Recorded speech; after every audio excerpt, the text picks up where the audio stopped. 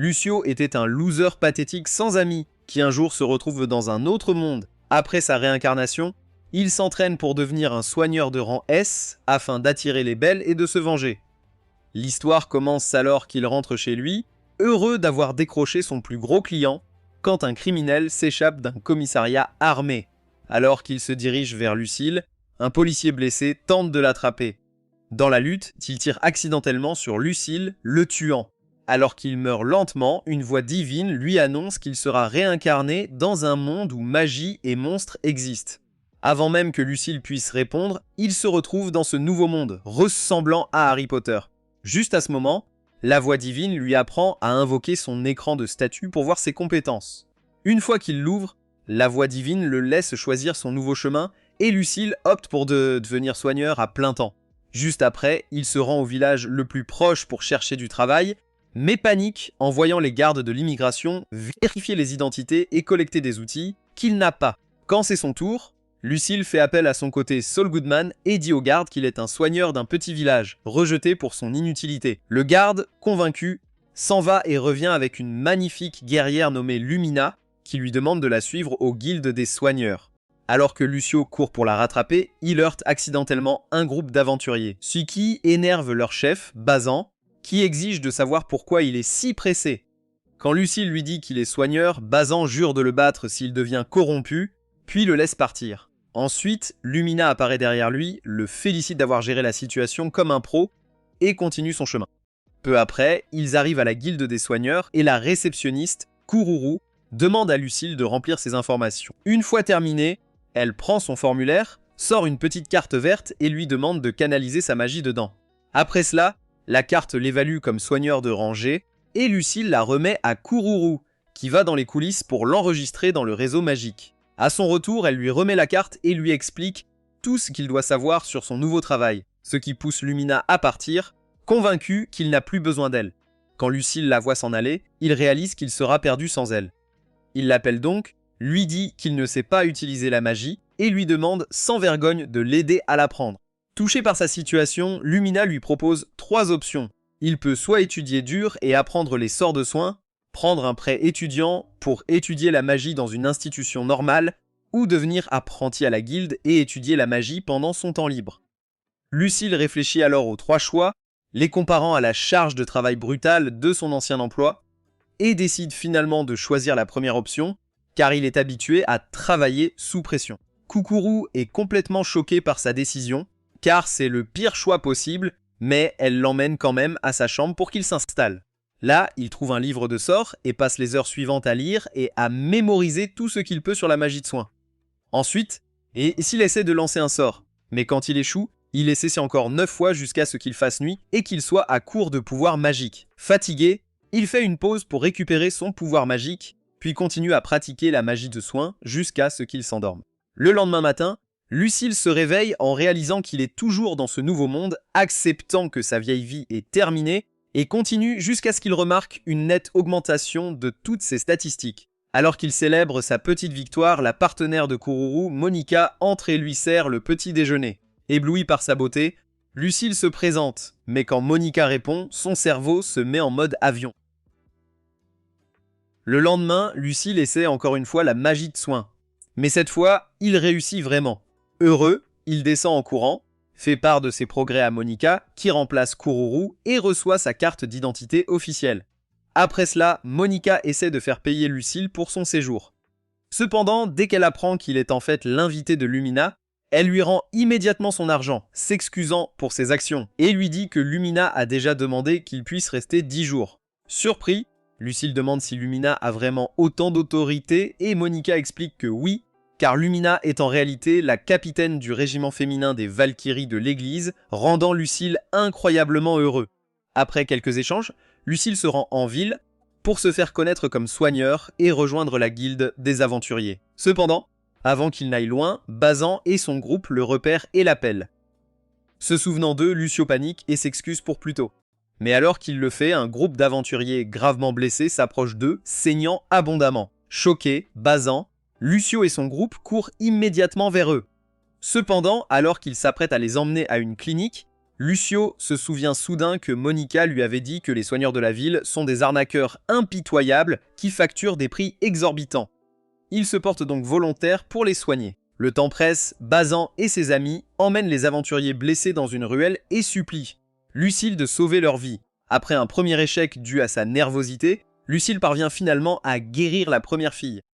Après cela, il récite le même sort jusqu'à ce qu'il guérisse presque tous les blessés. Malheureusement, alors qu'il s'apprête à guérir le dernier, il manque de pouvoir magique et s'effondre. Plus tard dans la nuit, Lucille est assise dans son lit se remémorant tout ce que Bazan lui a dit.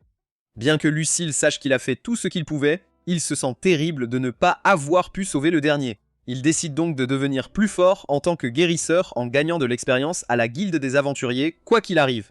Avec cette nouvelle détermination, Lucille se rend à la guilde des aventuriers le lendemain matin. Mais en entrant, il aperçoit des gars qui le fixent et se précipite vers la mignonne réceptionniste demi-humaine, Nana, pour s'inscrire comme aventurier. Après les politesses, Nana lui fait remplir ses informations et imprégner une étrange carte de son sang et de sa magie. Une fois cela fait, elle reconnaît ses compétences en arts martiaux et l'enregistre comme le membre de rang le plus bas. Au cours de leur discussion, Lucelle lui dit qu'il est guérisseur de nature et demande si la guilde reçoit des contrats de guérison. Lorsque Nana lui lance un regard confus, il explique qu'il souhaite investir ses gains de chaque mission dans un entraînement aux arts martiaux, puis lui demande si elle peut le présenter à quelqu'un qui peut l'entraîner. En entendant cela, Nana s'excuse pour discuter avec quelqu'un qui peut l'aider, et Lucille la remercie. Peu de temps après, elle revient avec l'instructeur en chef de la guilde, Brod, qui ressemble à Jack Rayachadibet, et Lucille faillit s'évanouir en voyant le gars. Pour éviter de s'embarrasser, il se reprend rapidement et demande à Brod s'il peut lui enseigner les arts martiaux. Confus, Brod lui demande pourquoi un guérisseur comme lui veut apprendre à se battre, et Lucille lui dit que c'est pour devenir assez fort pour se défendre. Satisfait de sa réponse, Rod accepte de l'enseigner à condition que Luciel lui paie 1 pièce d'argent par jour d'entraînement, et Luciel, acceptant l'accord, décide de commencer dans 6 jours. Plus tard dans la nuit, alors que Luciel est dans sa chambre, Monica lui apporte le dîner et le sert. Pendant qu'il s'installe pour manger, Lucille lui parle de son nouvel entraînement et lui demande quel niveau de compétence il doit viser pour être considéré comme un utilisateur de magie sacrée. En réponse, Monica lui dit que s'il peut atteindre le niveau 5 à 20 ans, alors il sera respecté de tous. Curieux, Lucille commence à réfléchir à comment monter de niveau. Mais alors qu'il le fait, Monica promet de sortir avec lui s'il atteint le niveau 5 à 20 ans. En entendant cela, le pauvre Lucille s'étouffe avec sa nourriture, abasourdi par ses paroles. Mais une fois qu'il reprend ses esprits, il est motivé par les formes de Monica et jure de travailler dur pour atteindre le niveau 5. Une semaine plus tard, le séjour de Lucille à l'auberge de la guilde des guérisseurs touche à sa fin. Il fait donc ses adieux à Kururu, qui est de service de jour, et se dirige vers la guilde des aventuriers pour commencer son entraînement avec Brod. À son arrivée à la guilde, Lucille attire de nombreux regards négatifs, mais il encaisse et se dirige vers le bureau de la réception, où il trouve la magnifique partenaire de Nana qui l'emmène dans la salle d'entraînement souterraine. Là, il rencontre Brod qui lui sourit comme Ted Bundy, prêt à s'en prendre à sa prochaine victime, et il a très peur. Pour sauver la face, il garde son calme, rend hommage, et demande humblement à Brod de prendre soin de lui. Une fois l'entraînement commencé, Brod lui fait faire le David Gauguin spécial, qui consiste à courir plusieurs sprints de 200 mètres à pleine vitesse. Lucille obéit et court pendant plusieurs minutes jusqu'à ce qu'il s'évanouisse d'épuisement. Quelques instants plus tard, lorsqu'il se réveille, Rod le redresse dans une position inconfortable. Puis il s'assoit sur son dos pour étirer tous ses muscles raides et améliorer son amplitude de mouvement. Lucille crie de douleur pendant ce régime, mais Rod l'ignore et continue de le torturer jusqu'à ce que les muscles de Lucille se réveillent. Après cela, il dit à Lucille d'essayer de lui porter un coup. Mais lorsque Lucille tente, il bloque facilement son attaque et est déçu de voir à quel point Lucille est faible et pathétique. En prenant note de cela, il pousse Lucille à essayer à nouveau. Et quand il le fait, Rod bloque tout, lui donne une claque et explique comment porter des coups comme un vrai homme. Motivé par son explication, Lucille essaie encore une fois de le frapper. Mais comme prévu, il échoue encore et encore. Après plusieurs minutes de torture inutile, Brod finit par donner une pause à l'idiot et décide de le motiver encore plus avec un discours. Il se lance dans un long monologue sur ce qui pourrait mal tourner s'il apprend les arts martiaux de la mauvaise manière, puis l'encourage à regarder et à apprendre ses prochains mouvements et à les essayer sur lui. Une fois Lucille d'accord, Brod commence le deuxième round et lui inflige un peu plus de douleur. Plusieurs heures plus tard, après la fin de l'entraînement, Lucille pense à utiliser la magie pour guérir sa fatigue, mais Brod lui conseille de ne pas le faire, affirmant que la guérison naturelle l'aidera à développer ses capacités de récupération. Lucille lui demande alors pourquoi il est le seul à s'entraîner ici, et Brod explique que beaucoup d'aventuriers de bas rang n'ont pas les moyens de se former et préfèrent apprendre en combat réel, ce qui explique pourquoi beaucoup meurent tôt. En entendant cela, Lucille dit à Brod qu'il souhaite sauver de nombreux aventuriers avec ses pouvoirs de guérison.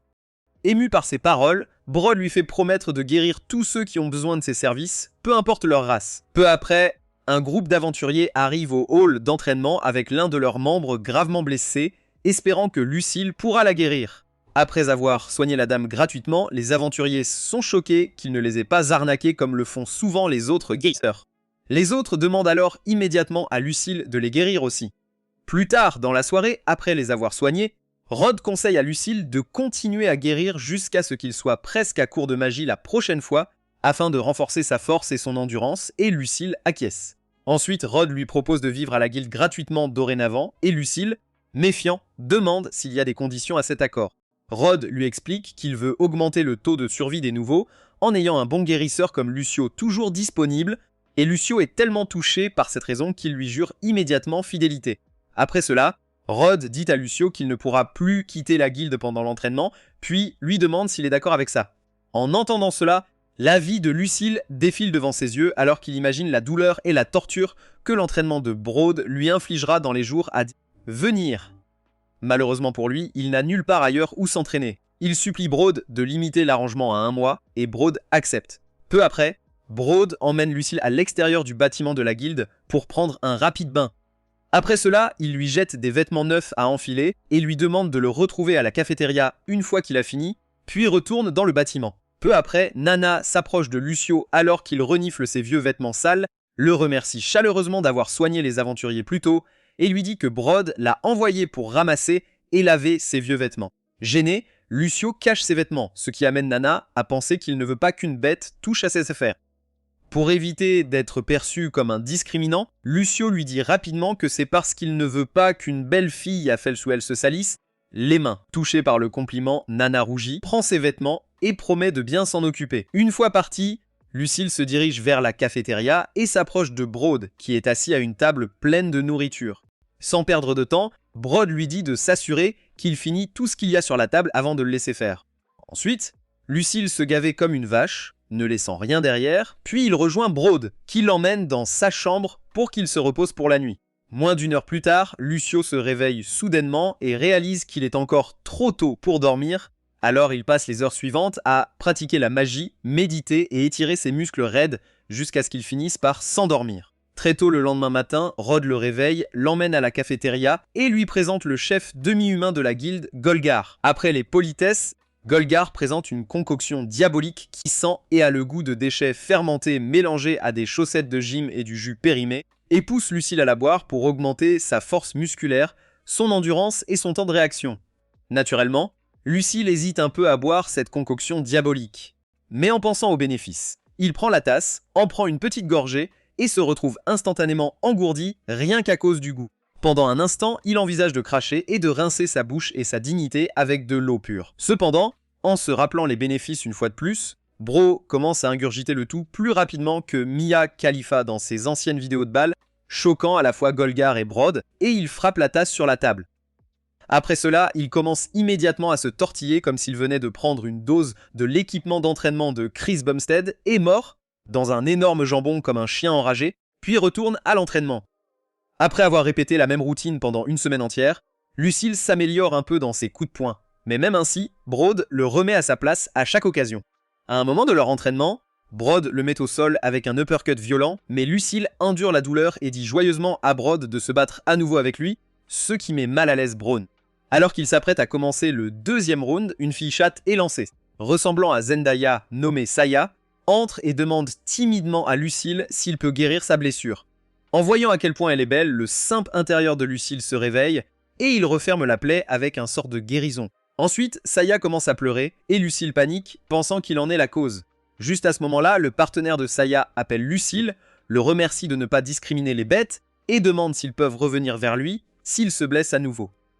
Quand Lucille leur dit qu'ils peuvent, C presse ses doux coussins de plaisir contre lui pour le remercier de l'avoir aidé, puis s'en va rapidement avec son groupe. Plus tard dans la nuit, Lucille visite la cafétéria de Golger, engloutit une autre tasse de la concoction diabolique et repart vers sa chambre. En chemin, il remarque plusieurs personnes qui l'observent, prend note et passe une bonne partie de sa nuit dans son lit à se demander pourquoi. Le lendemain matin, il rend visite à Brod et Golgar dans la cafétéria et leur demande pourquoi tant de gens le regardent. Plutôt que de répondre, le duo détourne le regard, ce qui amène Lucille à réaliser qu'ils en sont la raison. Il exige de savoir pourquoi il l'observe si attentivement. N'ayant plus rien à cacher, Rod lui dit que c'est parce que tout le monde craint qu'il ne s'enfuit. À cela, Lucille réalise à quel point il est important pour la guilde en tant que guérisseur qui aide les nouveaux à guérir beaucoup plus vite. Néanmoins, comme il lui reste un mois, il pousse Brod à lui faire plus confiance et promet qu'il ne s'enfuira pas, puis s'en va. Au cours des semaines suivantes, Luciole sent que les gens s'ouvrent à lui. Bien qu'il considère cela comme un bon progrès, son entraînement avec Brod s'aggrave, car cette fois, Brod lui fait lancer des pierres sur une cible et lui crie dessus chaque fois qu'il rate. Le dernier jour de son contrat, Brod et Lucille se rencontrent à la cafétéria pour discuter de son avenir. Après avoir remercié Brod pour son aide, Lucille lui dit qu'il retournera à la guilde des guérisseurs pour chercher un emploi afin d'économiser plus d'argent et de le payer pour continuer son entraînement. En entendant cela, Brod réalise que Lucille est toujours un pauvre. Quand Lucio lui dit qu'il va l'utiliser pour payer sa mensualité d'un sou à la guilde des guérisseurs, Brod lui tend une bourse de 12 pièces et l'encourage à payer 12 mois d'avance. Confus, Lucio essaie de rendre l'argent car il trouve que c'est trop, mais Brod l'encourage à le prendre, affirmant que c'est un bonus spécial pour avoir aidé la guilde à réduire son taux de mortalité et lui dit de revenir vite pour continuer l'entraînement. Là-bas, Rod fait renouveler sa carte de guilde d'aventurier par Nana, puis il le traîne au hall souterrain pour continuer l'entraînement.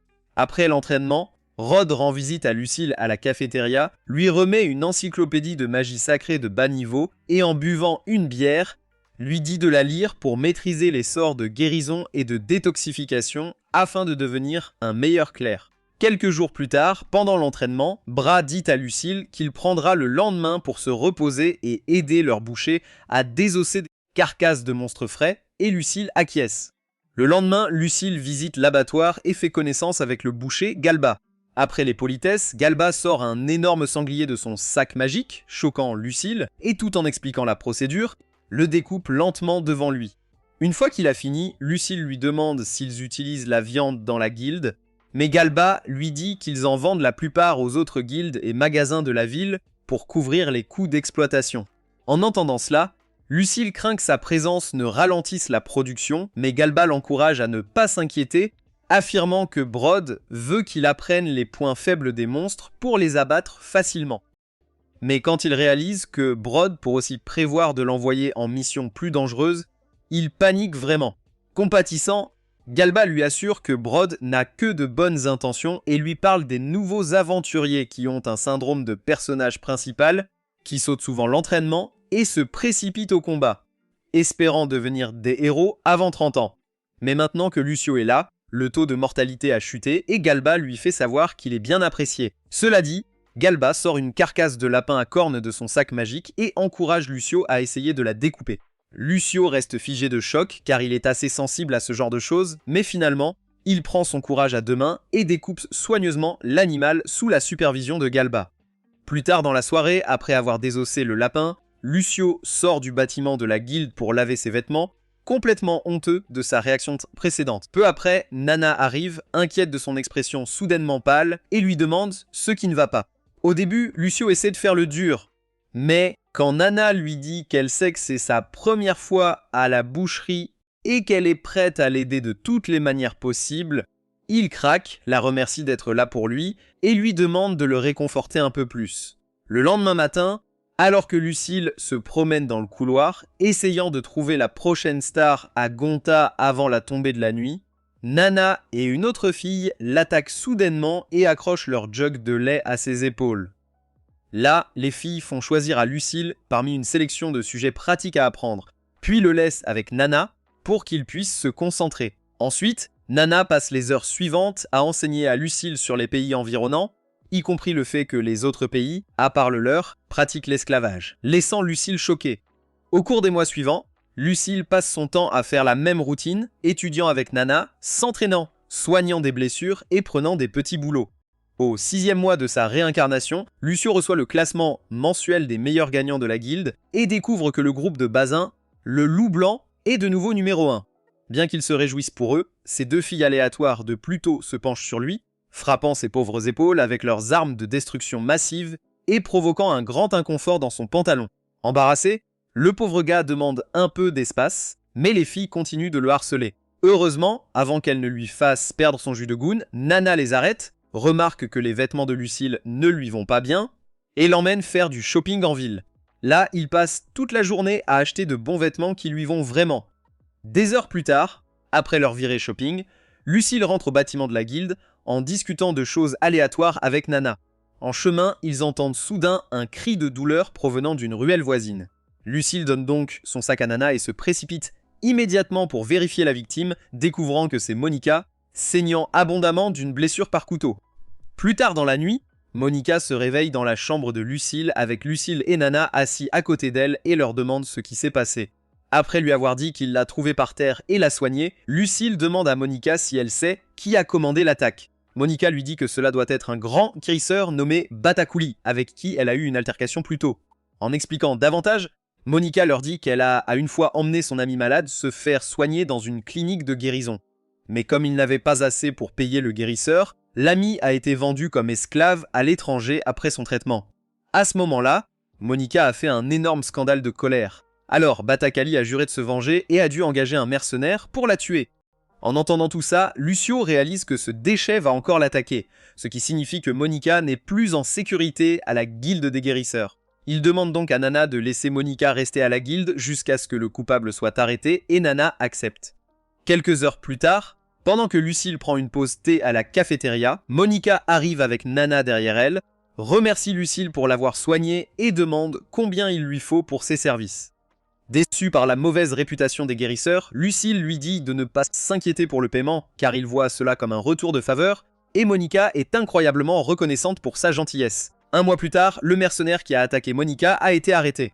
Bien qu'il n'y ait pas de preuve que Bodiculi l'ait engagé, Monica a quand même tourné la page et a quitté son emploi à la guilde des guérisseurs pour travailler à la guilde des aventuriers. 2 mois après l'arrestation, Rod fait irruption dans le hall de la guilde, dit à Lucille qu'un grand groupe d'aventuriers est au bord de la mort après un raid de mine qui a mal tourné et lui demande de le suivre à la clinique où ils sont gardés. Là, Lucio découvre que Bazan et ses compagnons faisaient partie des aventuriers.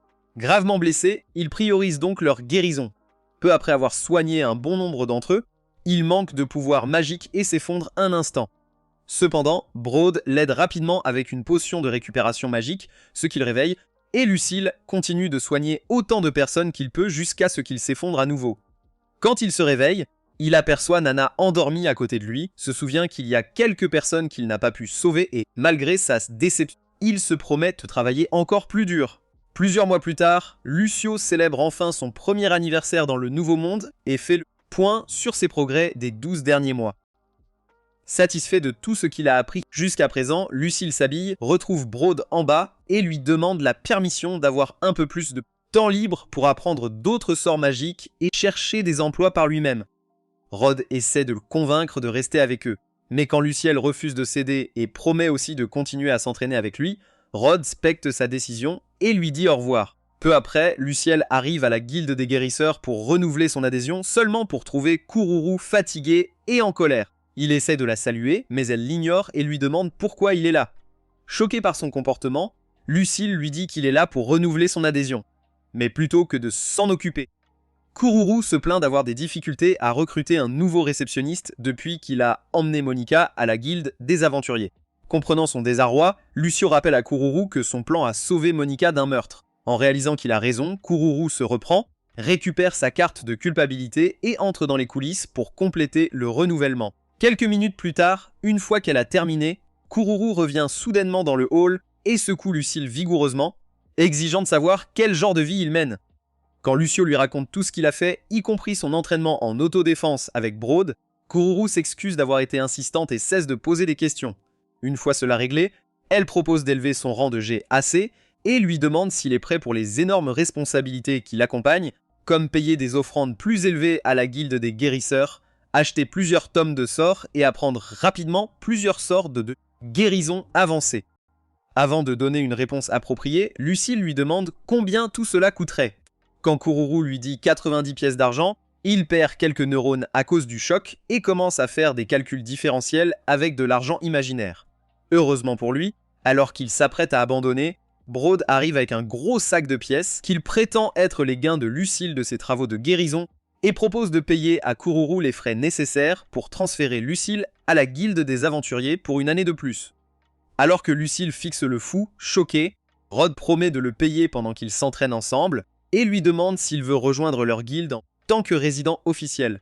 N'ayant plus rien à perdre, Lucille accepte son offre et Kururu fait les démarches nécessaires. Plus tard dans la nuit, lorsque Lucille rentre chez lui, Brod l'invite à la cafétéria pour le dîner. En arrivant, Lucille est surpris par les autres aventuriers qui ont apparemment organisé une fête surprise pour l'accueillir chez lui. Cependant, avant même qu'il puisse comprendre ce qui se passe, Golgar le force à commencer avec un toast en utilisant la concoction du diable. Après avoir englouti toute la chope devant tout le monde, la fête commence officiellement et Lucille prend place dans un coin isolé pour manger. Pendant qu'il mange, Bazan et 2 de ses compagnons s'approchent de lui, se couvrant le nez pour éviter de sentir l'odeur qui émane de la bouche de Lucille. Après quelques banalités, Bazan demande soudain à Lucille s'il est gay. Comme il ne l'a jamais vu draguer la réceptionniste, les filles se jettent toujours sur lui. Mais Lucille lui dit qu'il garde ses distances parce qu'il a peur que Brod ne le dépaisse vivant s'il le voit draguer les filles. Réalisant qu'il a raison, Buzan cesse de le harceler, mais l'un de ses compagnons invite Lucille à un bordel la prochaine fois pour qu'ils puissent tous les deux obtenir des services de qualité mondiale de la part des filles qui y vivent, et Lucille s'accepte à contre-cœur. Alors que le groupe rit de lui, Monica arrive et lui demande comment s'est passé son temps à la guilde des guérisseurs.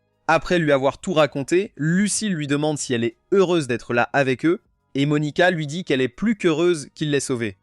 Ébloui par sa beauté, Lucille essaie de toucher sa joue, mais à mi-chemin, il abandonne comme un lâche et fait le débile. Pendant ce temps, Badakali est vu dans son manoir se plaignant de la forte baisse de leurs revenus et du nombre d'esclaves, demandant à ses serviteurs ce qui s'est passé.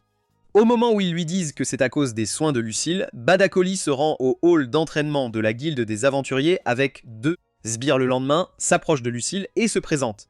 En entendant son nom, Lucille se souvient instantanément de Boticoli, le salaud qui a essayé de tuer Monica. Mais avant qu'il puisse parler, Boticoli lui ordonne de quitter son emploi et de venir travailler pour lui à la place. Après avoir refusé son offre, affirmant qu'il est officiellement engagé à la guilde et qu'il ne peut tout simplement pas partir, Lucio demande à Boticoli pourquoi il veut qu'il aille dans sa clinique. Boticoli répond que c'est parce qu'il veut reprendre le contrôle du marché. Mais Lucio, bien que dégoûté par sa réponse, lui explique comment exposer ses arnaques de soins.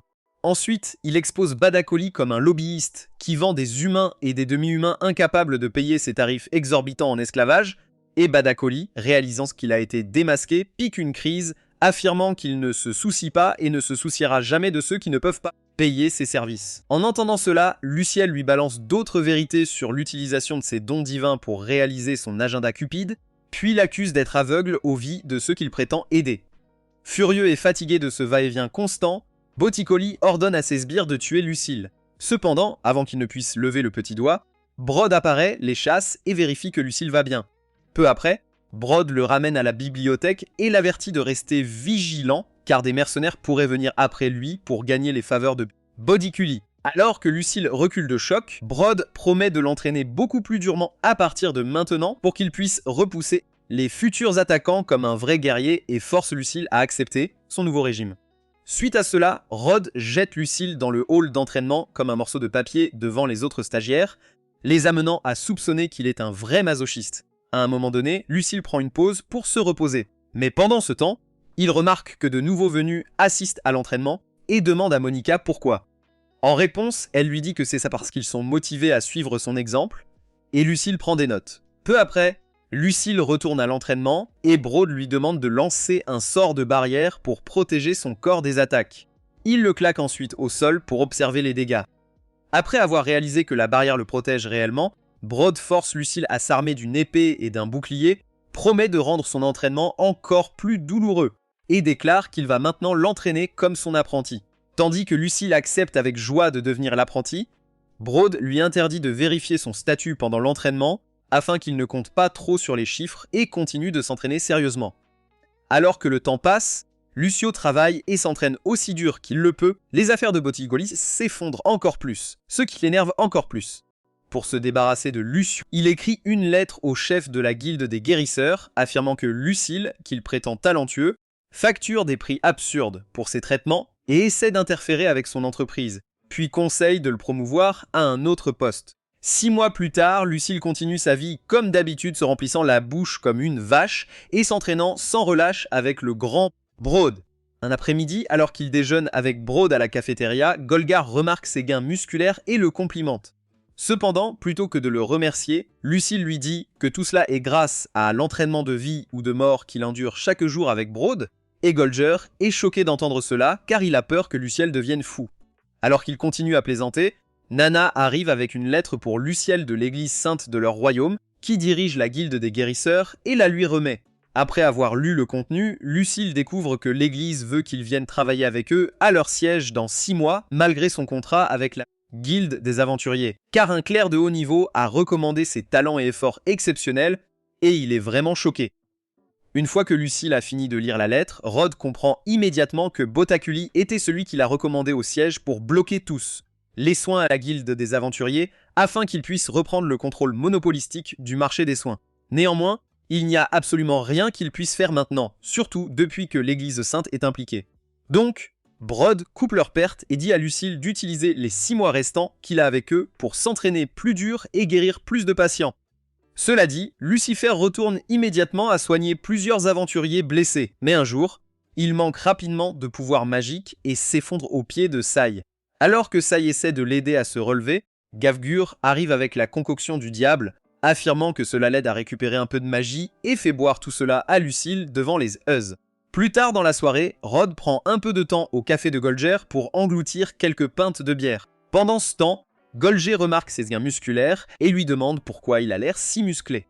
En montrant ses muscles, Broad lui dit que c'est parce que sa compétence en arts martiaux a augmenté au niveau 7, laissant Golgar encore plus choqué. En avançant, Golgar rappelle à Broad la concoction du diable qu'ils font boire à Lucille depuis 2 ans et lui demande s'il sait ce qu'elle fait vraiment. Bien que Broad prétende avoir lu dans un ancien texte que cela rend le corps et les compétences plus forts, en réalité, il n'est pas vraiment sûr que cela fonctionne ou non. En entendant cela, le duo se moque de la mauvaise haleine de Lucille chaque fois qu'il boit la concoction du diable et éclate de rire. Pendant qu'ils y sont, Galba les rejoint pour boire un verre avec de nouvelles informations sur la personne derrière la recommandation et dit à Broad, pendant que Golgar lui prépare de l'âle, que Badaculy était vraiment celui derrière cela. Maintenant qu'ils ont confirmé, Galba se donne pour mission de mettre Badaculy hors d'état de nuire et Broad l'encourage à le faire. Après quelques petites discussions, Golgar demande à Broad et Galba s'ils pensent que Lucille a secrètement un faible pour l'une des filles de la guilde. D'après ce qu'il a remarqué, Galba dit à Golgar que les filles réceptionnistes aiment toutes Lucille. Mais quand Golgar dit qu'elle pense probablement tout à lui comme à un petit frère, grâce à la concoction dégoûtante que Golgar et Broad lui font boire, Broad et Golgar se défendent et se disputent comme des ivrognes. 6 mois plus tard, Lucille termine son entraînement à la guilde des aventuriers. Alors il retrouve Broad dans le hall d'entraînement souterrain pour lui dire qu'il va renouveler son rang à la guilde des guérisseurs, puisqu'il est maintenant un guérisseur de rang A. Une fois cela réglé, Bron lui demande pourquoi il voulait vraiment le voir. Mais au lieu de répondre, Lucille l'emmène au cimetière des aventuriers pour rendre hommage à ceux qu'il n'a pas pu sauver à cause de sa faiblesse. Après cela, Lucille parle à Broad des horreurs que la clinique de Botticelli a infligées aux aventuriers trop confiants qui ne pouvaient pas se permettre ces traitements exorbitants et demande s'il peut créer un cours de formation pour débutants axés sur l'abattage de monstres et l'identification des herbes médicinales. Confus, Broad demande pourquoi Lucille lui demande ça, puisque les aventuriers sont responsables d'eux-mêmes. Cependant, quand Lucille lui dit qu'il est le seul capable de les rendre plus forts, Rod se radoucit et écoute Lucille parler avec passion de son objectif de mettre Badaculy hors d'état de nuire pour rendre service aux aventuriers. Ensuite, le duo engage une petite conversation sur leur entraînement ensemble et Brad finit par accepter de créer le cours. Alors que le visage de Lucille s'illumine à sa réponse, Brad change de sujet et lui demande s'il pense vraiment que c'est bien de garder Monica à leur guilde, étant donné que Lucille l'a essentiellement débauché de la guilde des guérisseurs.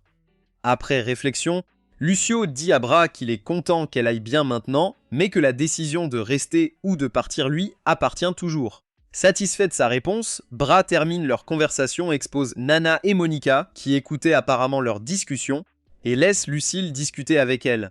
Avec Rod parti et les filles exposées, Lucille baisse la tête pour les remercier toutes les deux d'avoir rendu son temps à la guilde des aventuriers. Si précieux. Monica et Nana essaient de minimiser les éloges, insistant sur le fait qu'elles ont juste fait ce qu'elles devaient faire. Pourtant, Lucille prend le temps d'expliquer à quel point le soutien de Nana l'a aidé à rester sain d'esprit à la guilde et la remercie de tout cœur. Après cela, il fait de même avec Monica, ce qui l'a fait pleurer à chaudes larmes et promet de partager un repas avec elle un jour, une fois qu'il sera bien plus fort. Le lendemain, Lucille apprend de Brode qu'il est maintenant un aventurier de rang E, ce qui est un grand pas pour lui, et promet de revenir un jour pour lui rendre l'appareil pendant l'entraînement. Alors qu'il continue de plaisanter avec Brode, son cocher lui rappelle qu'ils ont chargé ses affaires dans la voiture et sont prêts à partir. Pour ne pas perdre de temps, Lucille baisse la tête, remercie chaque personne de la guilde pour son aide et écoute le discours de remerciement de Brode pour avoir sauvé la vie de nombreux aventuriers au cours des 2 dernières années. À la fin du discours, Brode offre à Lucille un sac magique et une bourse de pièces d'argent comme cadeau d'adieu de la guilde, et plusieurs autres aventuriers expriment également leur gratitude. Ému par leurs commentaires bienveillants, Lucille a les larmes aux yeux, affirmant qu'il a juste fait ce qu'il devait faire, puis quitte la guilde pour commencer un nouveau chapitre de sa vie. Peu après, lorsqu'il arrive à sa voiture devant les portes de la ville, il trouve Bazin et ses 2 compagnons déjà à l'intérieur, prêts à l'accompagner dans son voyage vers l'église, et ils pleurent de joie en commençant le voyage ensemble. 3 jours plus tard, Lucille et ses escortes arrivent dans la ville sainte où se trouve l'église. Mais alors qu'ils traversent la ville, Lucille demande ce qu'il prévoit de faire maintenant qu'il est arrivé, et Lucille lui dit qu'il aimerait obtenir plus de concoctions du diable car il n'en a plus. En entendant cela, Bazin lui suggère de visiter d'abord la guilde des aventuriers de la ville pour en obtenir, mais Lucille a peur que les aventuriers là-bas essaient de l'intimider. Alors il supplie Bazin de l'y escorter et il accepte. Peu après, lorsqu'ils arrivent à la guilde, Bazin conduit Lucille à la cafétéria de la guilde, où il rencontre la réceptionniste, Milty, et demande à voir le maître de la guilde. À cela, Milty s'absente un instant et revient avec le maître de la guilde, qui reconnaît immédiatement Bazin comme un vieil ami.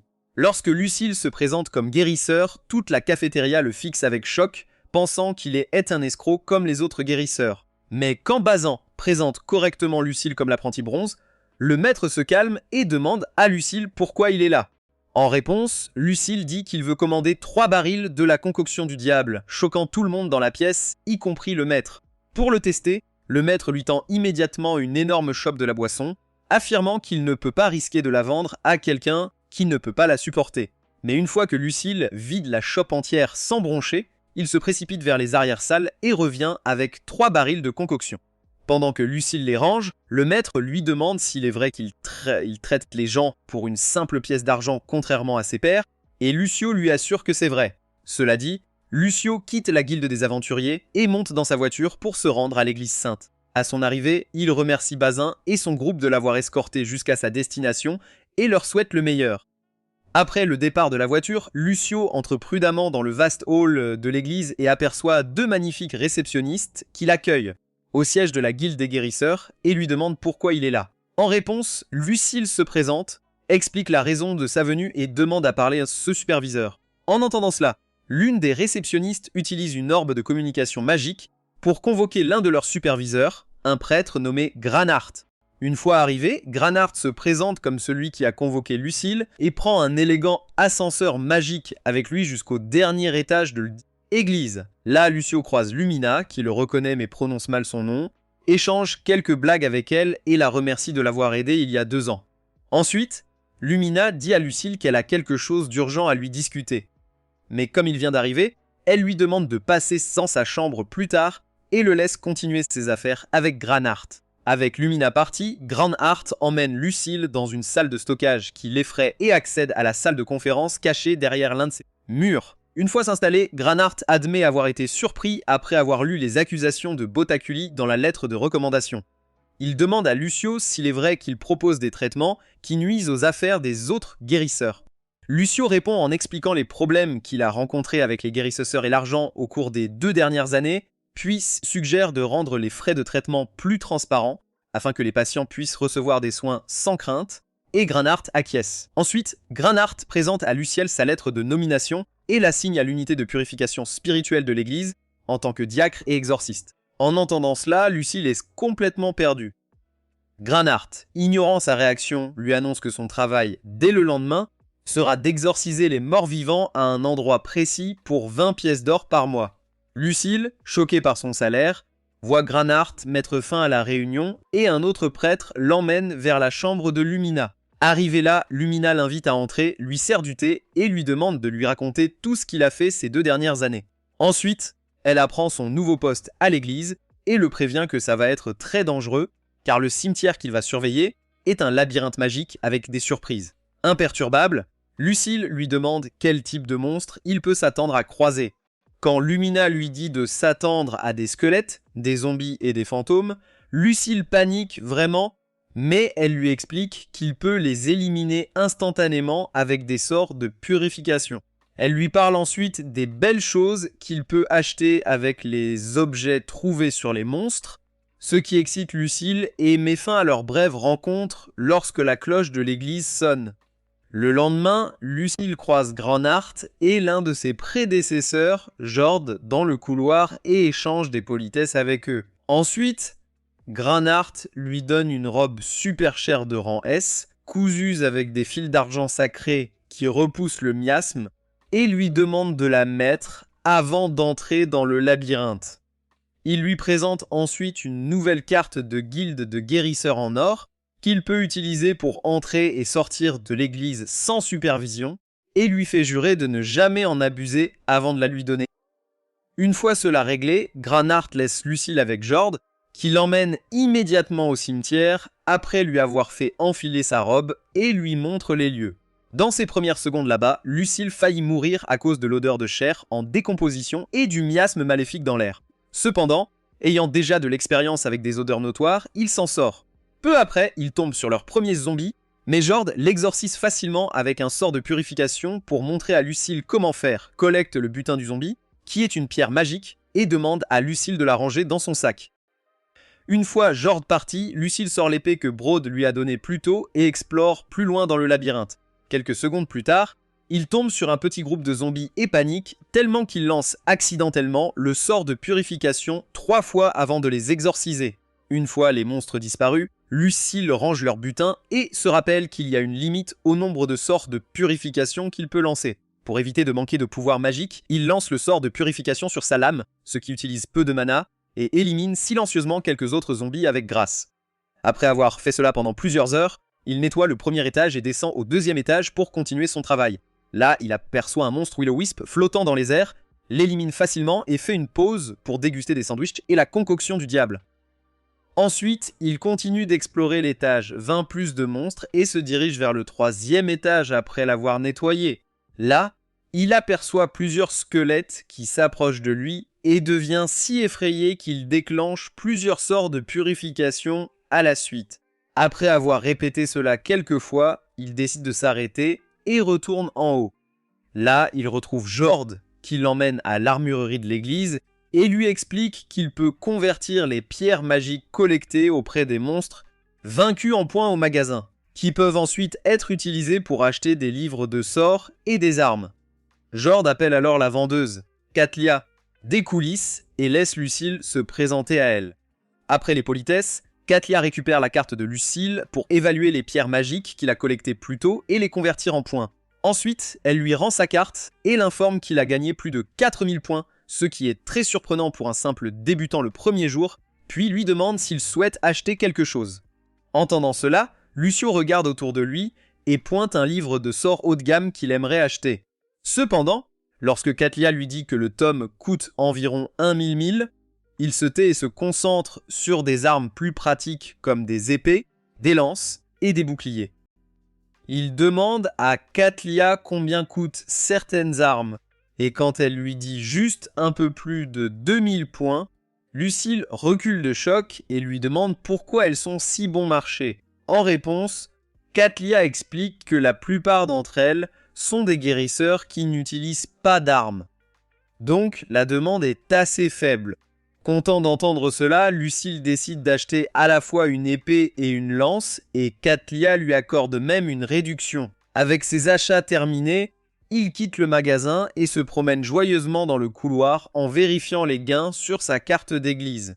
Peu après, il croise Granart, qui lui demande où il en est et lui dit qu'il s'en sort plutôt bien. Satisfait de sa réponse, Granart se lance dans un long discours expliquant comment vérifier ses gains au bureau d'accueil et utiliser l'équipement dans la salle de stockage. Une fois qu'il a terminé, il donne à Lucille sa robe de Claire, se plaint à nouveau comme un trombone sous crack et finit par laisser Lucille seule. Le lendemain, Lucille visite le labyrinthe armé de sa nouvelle lance et de son épée et passe toute la journée à vaincre des illusions de zombies, cartographiant le 4e étage et gagnant plus de 5000 points à la fin, ce qui choque Katléa. Plus tard dans la soirée, en se détendant à la cafétéria avec Jord, Lucille lui demande s'il sait ce qui apparaît dans la salle du boss. En réponse, Jord lui dit qu'il y a normalement un gros groupe de zombies qui l'attaquera en même temps et exprime sa surprise que Lucille soit déjà au niveau où il est bloqué. À l'intérieur, il aperçoit une bande de monstres Wisp guidant une horde massive de zombies vers lui et commence à paniquer. Heureusement, avant de s'embarrasser, il reprend ses esprits, sort son épée et incante le sort de purification. Quand rien ne se passe, il réalise que quelque chose dans la pièce bloque sa magie. Il s'enfuit alors, criant comme James Charles dans ses vidéos TikTok, et s'arrête près d'un pilier pour reprendre son souffle. Peu après, un zombie s'approche discrètement et l'attaque par derrière. Agacé par cette embuscade, Lucille canalise un sort de purification dans son épée et anéantit toute la horde en quelques minutes. Ensuite, il se croupit pour ramasser les pierres magiques des zombies. Mais avant qu'il ne puisse les prendre, une tornade massive éclate soudainement au milieu de la pièce et l'emporte. Quelques secondes plus tard, lorsqu'il se relève, Lucille aperçoit un boss blanc devant lui et tente de guérir ses blessures par magie en vain. Le temps pressant, il lance son épée sur le blanc, mais il l'esquive. Il change alors de tactique et tire plusieurs flèches sur lui. Quand le blanc continue à les éviter, Lucille réalise que les attaques magiques et les armes sacrées sont ses faiblesses. Avec cela en tête, il attend que le blanc active son pouvoir magique violet et fasse son mouvement. Une fois cela fait, Lucille esquive les attaques, tire plusieurs flèches sur le blanc et porte une attaque à l'épée sur sa tête. Quand cela ne fonctionne pas, Lucille poignarde le monstre avec sa lance, se précipite vers lui et le décapite d'un seul mouvement. Avec le boss blanc mort, Lucille se soigne par magie et récolte tous les butins des monstres. Quelques instants plus tard, lorsqu'il retourne à la boutique, il tend tout ce qu'il a gagné ce jour-là à Katlia et lui demande de lui rappeler de lui montrer quelque chose plus tard. Alors que Katlia ouvre son sac pour vérifier son butin, elle aperçoit les dépouilles blanches parmi eux et demande des explications.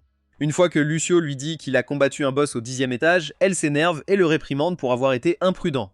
À cela, Lucio, effrayé, lui rappelle qu'il est encore un débutant, alors elle se calme, s'excuse d'être en colère et échange ses pierres magiques. Ensuite, elle lui accorde 108 000 points en récompense, ce qui choque Lucio et l'incite à lui montrer ce qu'il avait promis. Lucio sort alors la robe et le bâton que le blanc qu'il a détruit portait et les lui présente. Dès que Catalia aperçoit les objets, elle dit à Lucio de revêtir sa robe de Claire et de ranger les objets dans son sac magique. Puis elle l'emmène dans les chambres du pape. Là, Catalia présente Lucio au pape elle-même, lui présente Lucille et lui parle de son combat contre le blanc. Après cela, le pape devient curieux, se tourne vers Lucille et l'invite à lui montrer ce qu'il a récupéré. En examinant la robe et le bâton du blanc, elle réalise qu'ils appartiennent à un Zanario, un prêtre disparu il y a 12 ans, le remercie d'avoir ramené de si puissants objets à l'église et lui propose de les acheter. Incapable de refuser sa demande, Lucille accepte de lui vendre les objets, mais seulement si elle l'aide à obtenir un grand sac magique pour stocker plus de butin de ses aventures dans le labyrinthe. En réponse, le pape dit à Catalea de lui en préparer un pour qu'il puisse le récupérer le lendemain. Le lendemain matin, alors que Lucille se promène dans le couloir pour aller à la cafétéria prendre son petit déjeuner, il croise Lumina et 2 membres de son régiment et leur demande s'ils vont aussi à la cafétéria pour le petit déjeuner. Une fois qu'il confirme que c'est le cas, Lumina mentionne les rumeurs qu'elle a entendues sur lui étant le chouchou du pape. Mais quand Lucille révèle qu'il pourrait en fait être en grave danger, elle l'invite à tout expliquer autour d'un petit déjeuner et il accepte. Quelques instants plus tard, autour du petit déjeuner, Luciel raconte aux filles son combat au 10e étage. Mais à sa grande surprise, Lumina et ses amis le réprimandent encore plus sévèrement que Katlia pour avoir été imprudent et stupide. Une fois qu'elles ont fini, Elle lui demande s'il prévoit de continuer à prendre des risques stupides comme ça jusqu'à ce qu'il finisse mort. Mais Lucille leur dit qu'il aimerait pouvoir s'entraîner avec des aventuriers pour devenir plus fort. S'ennuyant pour lui, Lumina propose de laisser Lucille s'entraîner avec ses membres paladins pendant les prochaines semaines, et Lucille accepte avec joie. Après le petit déjeuner, Lucille retourne dans le labyrinthe pour explorer les 11e et 12e étages. Une fois qu'il a fini de les nettoyer, il appelle ça une journée, visite la boutique de Katlia et lui tend son butin pour le convertir en points, s'assurant d'agir pour éviter de l'énerver. Katlia remarque qu'il est agité et lui demande pourquoi il est comme ça. Quand Lucille lui dit qu'il a juste peur de la façon dont elle l'a traité près du pape la veille, Katlia se met à rager comme une féministe en colère sur TikTok et lui dit de garder ses affaires en ordre. Après cela, elle arbore un faux sourire, donne à Lucio le sac magique que le pape lui avait promis et lui demande de canaliser un peu de sa magie dedans pour qu'il change de couleur et devienne officiellement le sien. Une fois que Lucio a fait ça, elle lui explique comment fonctionne le sac et lui montre les précieux grimoires que le pape lui a donnés pour qu'il apprenne des sorts plus puissants. Le lendemain, Lucille se rend au terrain d'entraînement de Lumina pour commencer son entraînement avec elle et ses autres élèves. Après s'être présentée, Lucille exprime ses inquiétudes à Lumina sur le fait d'attaquer une femme, mais elle le traite de stupide pour avoir sous-estimé ses élèves et lui dit de survivre à l'entraînement d'abord. Cela dit, Lumina commence leur programme avec le célèbre parcours de 10 km de Saitama, mais cette fois, ils doivent faire 40 tours autour du terrain d'entraînement. Lucio suit joyeusement les filles, pensant que ce sera facile. Mais après avoir couru comme un gars un peu efféminé pendant seulement 30 minutes, le petit frère s'effondre comme un faible. Peu après, quand il se réveille, Lumina demande à Lucille de s'armer de son épée et de sa lance, puis le critique pour manier les deux armes sans aucune compétence, et lui dit de l'attaquer pour qu'elle puisse évaluer ses compétences. Lucille échange alors la lance contre un bouclier et charge Lumina, mais elle esquive facilement ses attaques fantaisistes et le frappe au ventre. Après son premier échec, Lucille se soigne, se souvient d'une leçon de Broad sur le piégeage de ses adversaires et décide d'essayer sur Lumina. Malheureusement pour lui, Lumina est beaucoup plus intelligente. Elle esquive le piège, apparaît derrière lui, le félicite d'avoir pensé si loin et le met KO. Une heure plus tard, deux des élèves de Lumina le giflent pour le réveiller afin qu'il puisse continuer l'entraînement avec eux, comme l'a demandé Lumina. Cependant, avant de commencer le deuxième round, il le félicite d'avoir tout donné et d'avoir forcé Lumina à le mettre KO, et Lucio ne sait pas quoi en penser. Au cours des heures suivantes, Lumina divise ses élèves en deux groupes, l'un attaquant et l'autre défendant pour une bataille simulée. Après l'exercice, elle annonce le groupe défendant comme vainqueur et explique au groupe attaquant qu'ils ont perdu parce que Lucio, qui était du côté défensif, a lancé un sort de soutien assez puissant pour maintenir les défenses de son groupe. En entendant cela, une de ses élèves, Elisabeth, s'énerve et lui dit que l'arrangement était injuste. Mais Lumina lui dit de se taire, puis explique que Lucille a toujours été un original avec un talent hors du commun.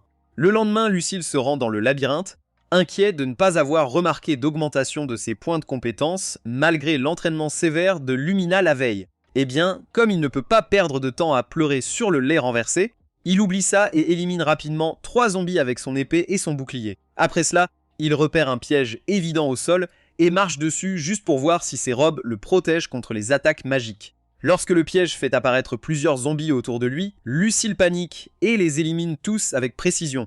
Après tout ce combat, il prend une pause déjeuner et répète la même chose le lendemain. Au 3e jour, après son entraînement avec Lumina, il arrive enfin à la salle du deuxième boss au niveau 20. Cette fois, au lieu d'entrer stupidement, il retourne voir Katlia pour obtenir des informations sur le niveau, mais Katlia lui dit que le boss là-bas pourrait être un autre membre de la guilde qui a perdu la vie dans le labyrinthe. Sachant cela, Lucille passe les 2 jours suivants à combattre le boss au 10e étage pour gagner de l'expérience. Le lendemain matin, il rejoint Lumina et ses élèves sur le terrain d'entraînement et regarde Elisabeth battre un autre élève avec aisance. Après cela, Lumina le met face à l'élève perdant pour un combat rapide. Mais très vite après le début du combat, l'élève perdant le met KO et remporte le duel. Suite à cela, Lucille affronte Elisabeth dans une autre bataille simulée, mais Elisabeth utilise sa compétence spéciale de dispersion pour l'attaquer par derrière et le mettre à terre. Après avoir fait cela pendant plusieurs jours, Lucille entre enfin dans la salle du boss du 20e étage et vainc le boss. Ensuite, lui et Katlia présentent le butin au pape, qui l'accepte avec enthousiasme et lui dit que la robe et les bracelets appartenaient autrefois à un prêtre égaré qui a perdu son chemin dans le labyrinthe et s'est retourné contre l'église. Cela dit, Le pape lui explique ensuite le labyrinthe et comment il est venu à exister. Apparemment, le labyrinthe souterrain était un endroit très vivant jusqu'à il y a 50 ans, quand une mystérieuse puissance a soudainement infesté l'endroit avec une odeur nauséabonde et une miasme. En entendant cela, Lucile demande si le labyrinthe peut réellement être vaincu. Le pape explique qu'il est théoriquement possible si quelqu'un détruit le noyau émetteur de miasme, mais personne n'a jamais réussi à le faire à cause de l'odeur insupportable et de l'énorme miasme maléfique qui l'entoure. En conséquence, l'entrée du labyrinthe reste scellée et l'église est contrainte d'employer des guérisseurs comme exorcistes pour aider à contenir la horde de zombies en raison de leur manque de main-d'œuvre. Cela dit, le pape demande sincèrement à Lucile de continuer à explorer le labyrinthe, promettant de le récompenser avec des armes spéciales, une armure et une promotion une fois qu'il atteindra le rang de guérisseur 7, puis termine la réunion. Plus tard dans la soirée, Lucile se rend à la guilde des aventuriers de la ville sainte, rencontre Maître Enelti à la cafétéria et leur dit qu'il veut acheter 10 fûts de la concoction du diable. En entendant cela, Maître ainsi que plusieurs autres aventuriers qui dînent là le regardent avec choc, comme s'ils venaient d'entendre un témoin de Jéhovah parler de frapper une nonne. Heureusement pour Lucile, Maître se calme et lui demande s'il pourrait échanger tout son butin de l'exploration du labyrinthe à sa guilde au lieu de chez Catalea. Lucile répond qu'il ne peut pas faire ça car il travaille actuellement au siège de l'église. En réalisant qu'il a raison, Maître change sa demande et demande si Lucile peut aider à soigner ses aventuriers novices blessés comme il l'a fait dans sa ville précédente. Au moment où Lucile accepte de faire cela, Maître se précipite immédiatement vers les arrière-boutiques de la guilde pour récupérer les fûts de la concoction du diable. Lorsqu'il revient avec les fournitures, Maître demande à Lucile s'il acceptera son offre précédente. En réponse, Lucio dit qu'il le fera pour 1 pièce d'argent par personne, laissant Maître et Milty ravis par la nouvelle. Peu après, Maître emmène Lucio à l'infirmerie souterraine pour soigner les aventuriers blessés. Cependant, dès qu'ils arrivent, les aventuriers commencent à crier des insultes à Lucile, pensant qu'il est là pour les arnaquer. Heureusement, Maître sait qui est vraiment Lucile. Avant que la situation ne dégénère, il calme ses aventuriers, présente Lucile comme la légende urbaine de l'ancienne ville de Lucile et leur dit que il est prêt à soigner chacun pour 1 pièce d'argent. En entendant cela, la foule change d'avis et acclame Lucile comme le zombie massacre qui les sauvera. Il précise qu'il continuera à les soigner s'ils acceptent de payer 1 pièce d'argent par personne, de l'aider, lui et les autres de l'église, et de ne plus l'appeler par ce surnom ridicule. Tous acquiescent. Après cela, Lucio regroupe les blessés et utilise un sort de guérison nommé Talon Aiguille pour les soigner tous en même temps. Le lendemain matin, Lucio rend visite à Catlia à la boutique pour lui dire que sa prochaine visite au labyrinthe pourrait durer plusieurs jours. Choqué, Catalea refuse d'abord qu'il fasse quelque chose de si dangereux. Mais quand Lucile lui assure qu'il évitera les salles de boss, elle se calme et lui permet d'y aller. Quelques jours plus tard, Lucile revient à la boutique pour dire bonjour. Mais au lieu de ça, Catalea est choquée de le voir car elle pensait qu'il reviendrait dans 1 semaine. Après les politesses, elle lui donne des armes et une armure que le pape lui a demandé de lui donner, ainsi qu'un oreiller d'ange pour mieux dormir. Des jours plus tard, Lucile rend visite à Maître, engage la conversation et l'encourage à envoyer une autre lettre à son ancienne ville, tout en étant inquiet de ne pas recevoir de réponse. Peu après, l'un de ses nouveaux amis, Élite, vient lui rendre visite pour prendre des nouvelles de la compétence d'amélioration physique qu'il a enseignée à Lucio. À ce moment-là, Melty arrive et informe Lucile que le prochain groupe d'aventuriers blessés est prêt pour leur traitement.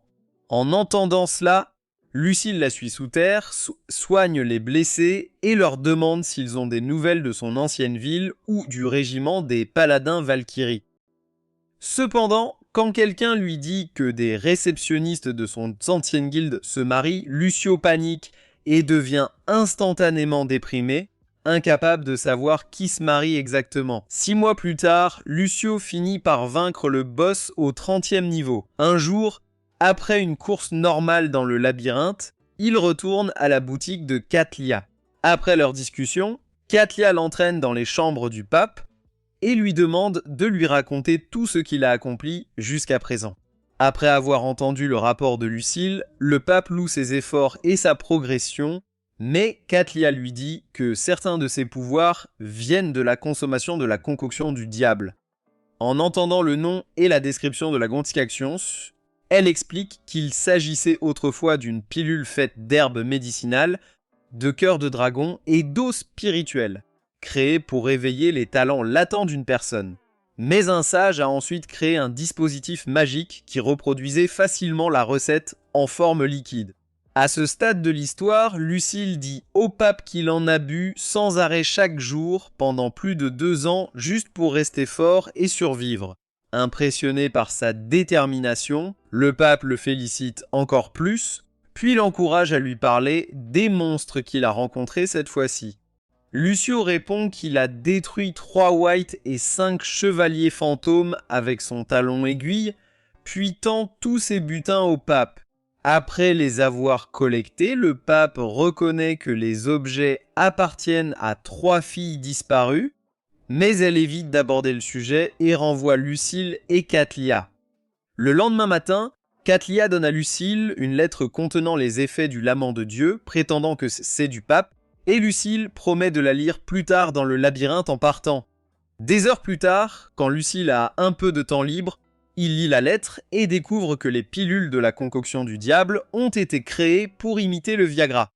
1 mois plus tard, Lucile atteint enfin le 40e étage du labyrinthe, où il combat plusieurs ghouls et spectres de haut niveau avant d'arriver à l'entrée de la salle du boss. Cependant, à cause d'un mauvais pressentiment, il décide de ne pas entrer tout de suite. À l'entrée de la guilde, une petite fille de la race des bêtes tire sur sa robe.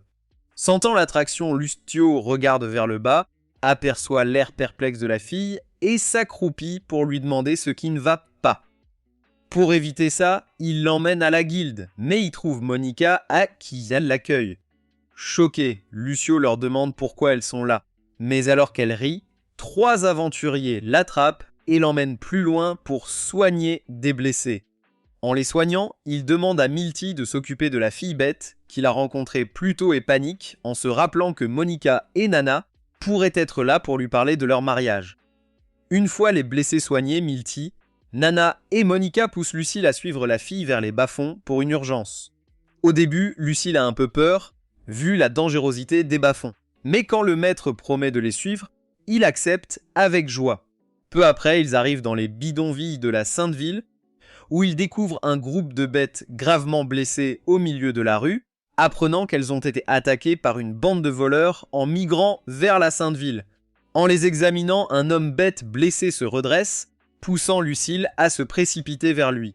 Alors qu'il vérifie l'homme, ce dernier poignarde Lucile dans le ventre avec un poignard et s'effondre à nouveau. Cependant, au lieu de paniquer, Lucile retire le poignard et guérit tous les bêtes blessés, y compris lui-même, d'un coup. Ensuite, Lucile parcourt la zone et soigne tous les blessés qu'il peut trouver. Après l'avoir vu guérir tant de bêtes, les habitants des bidonvilles se précipitent vers lui et lui demandent de soigner leurs résidents. Ému, Lucislin soigne les 6 habitants, purifie le canal à l'origine de leur maladie et leur fait un discours sur la santé publique. Comme il ne sera pas toujours là pour soigner leur maladie, le soir, Lucio emmène Monica et Nana manger à la cafétéria de la guilde et engage la conversation. Après les politesses, il leur demande ce qu'elles font dans la Sainte Ville et les filles lui disent qu'elles voulaient juste le voir avant la cérémonie de mariage de la guilde.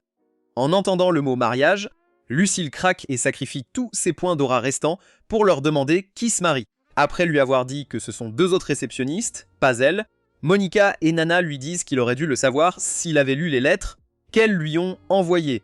À cela, Lucile se lève, confus, et affirme qu'il leur a envoyé des lettres mais n'a jamais reçu les leurs. Cependant, au moment où Nana et Monica lui disent qu'elles n'ont jamais reçu ces lettres non plus, Lucile interroge le maître qui avoue qu'il a oublié d'envoyer ces lettres. Alors que Lucio regarde le maître avec colère, Elette apparaît et lui demande s'il sort avec Monica et Nana.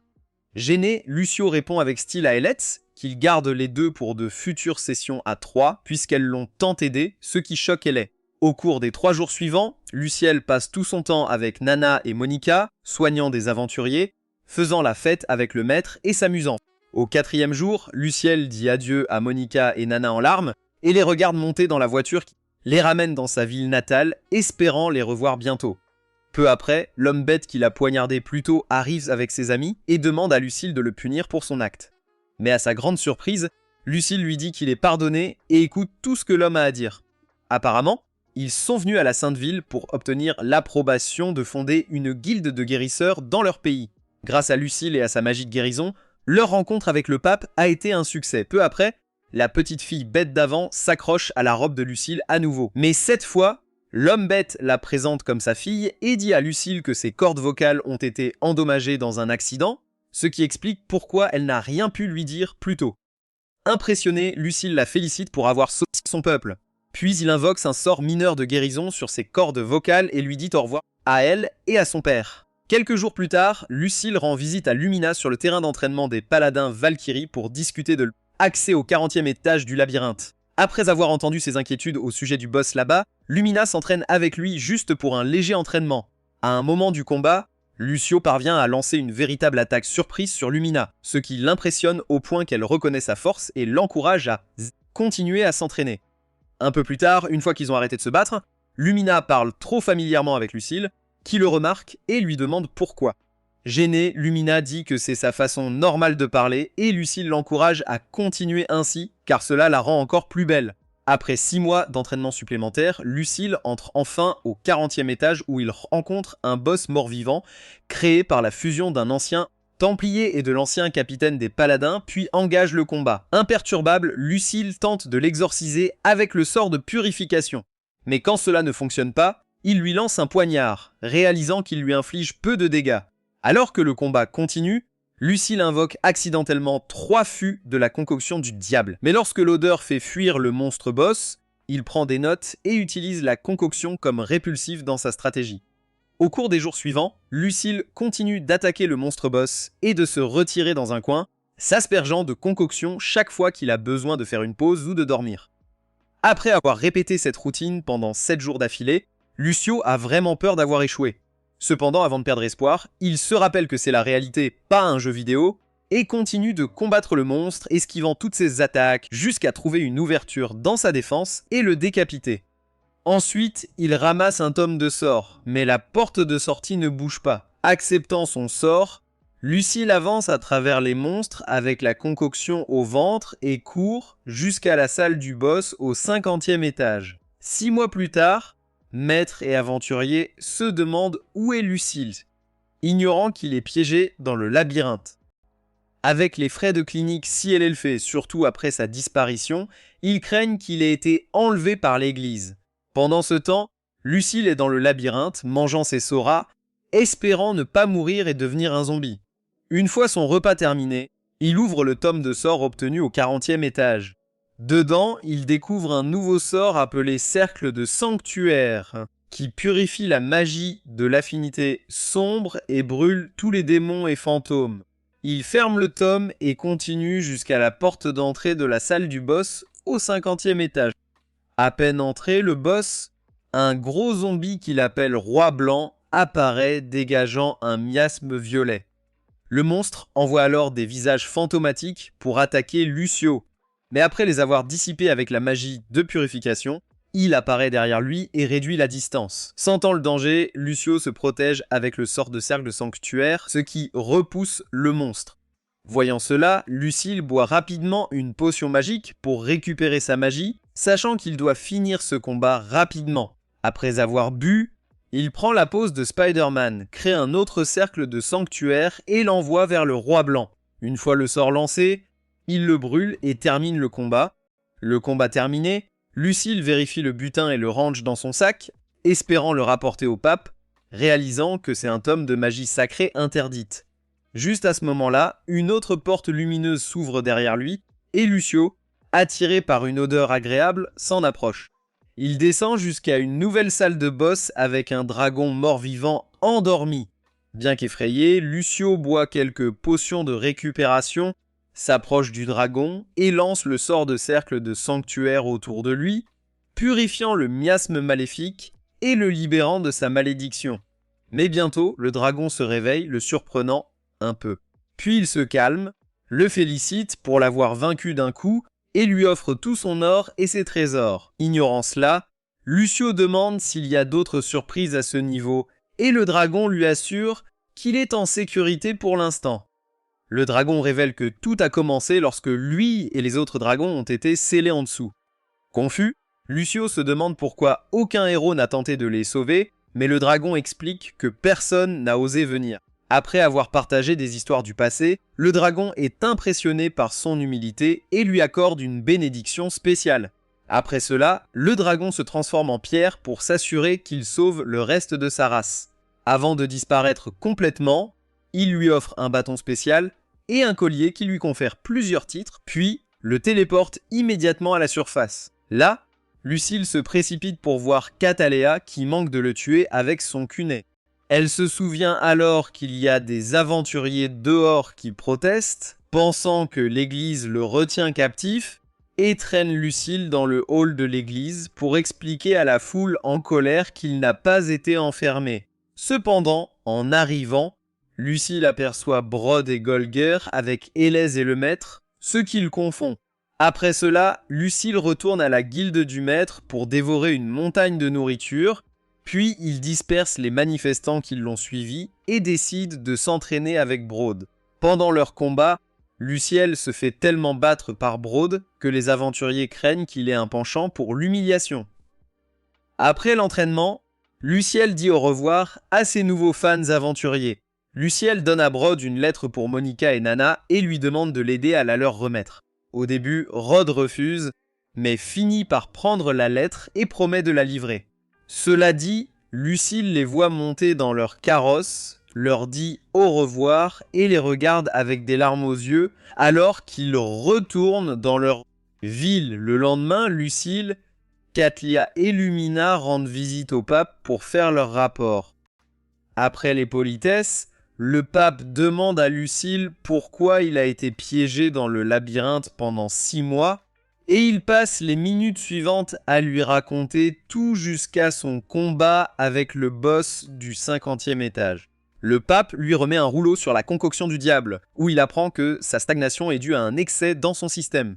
Une semaine plus tard, le pape organise une célébration pour honorer la conquête de Lucille du labyrinthe et, lors d'un discours à ses subordonnés, récompense Lucio par une promotion au rang de soigneur S, ainsi que le droit de refuser des ordres de quiconque d'autre qu'elle.